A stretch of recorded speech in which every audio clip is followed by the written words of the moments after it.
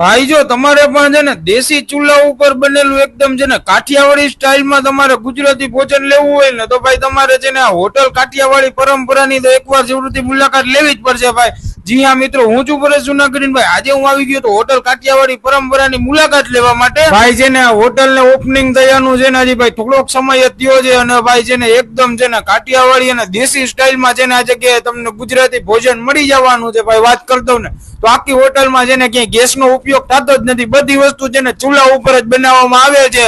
અને ભાઈ ધીમી આંચમાં ચૂલા ઉપર કોઈ વસ્તુ બનાવો ને તમે એટલે ભાઈ એનો ટેસ્ટ છે ને કાંઈ ના ઘટે એવો આવે।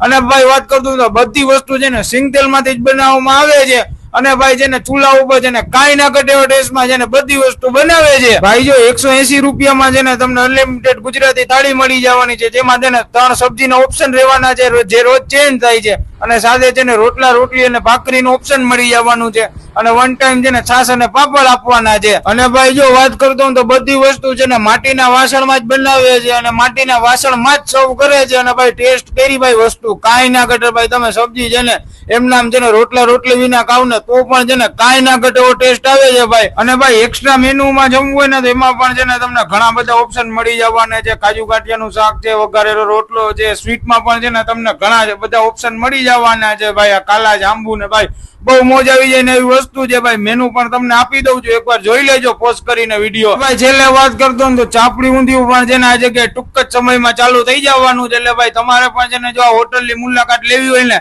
તો એડ્રેસ અને મોબાઈલ નંબર છે ને બંને સ્ક્રીન ઉપર પણ આપી દઉં છું। અને ભાઈ એડ્રેસ ની વાત કરતો તો જૂના બાયપાસ ઉપર છે ને હોટલ આવેલી છે।